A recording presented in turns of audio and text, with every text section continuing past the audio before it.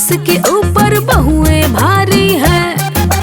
अपना रंग जमाने की अब सास की बारी है। अब न चलेगी सास पर बहुओं की मनमानी जी। अब न चलेगी सास पर बहुओं की मनमानी जी। सास भी होगी सयानी बहू को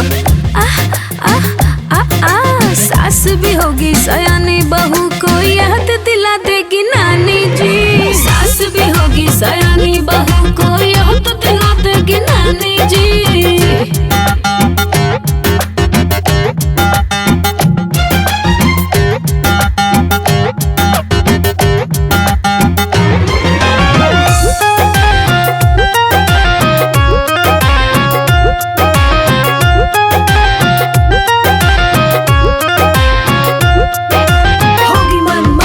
चलेगी फुटानी बस चलती जाएगी। अरे अपनी रवानी अब अपनी कहानी तो बदलती जाएगी। झूठों के ममता में रहे ई मनवा झुराइल हो।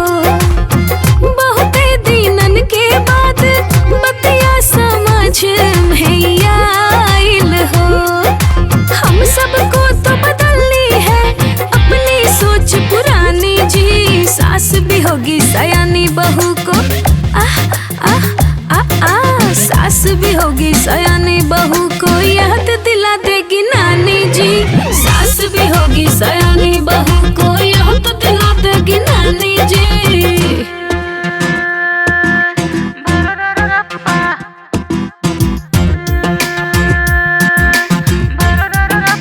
Don't stop.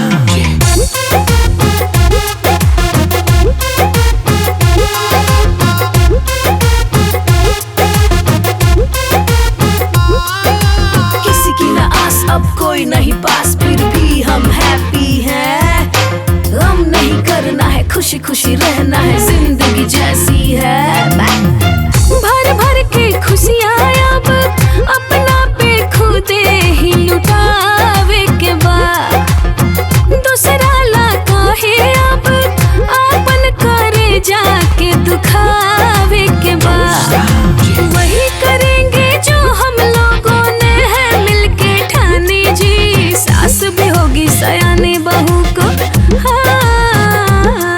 अरे सास भी होगी सयानी बहू को यह तो दिला देगी ना।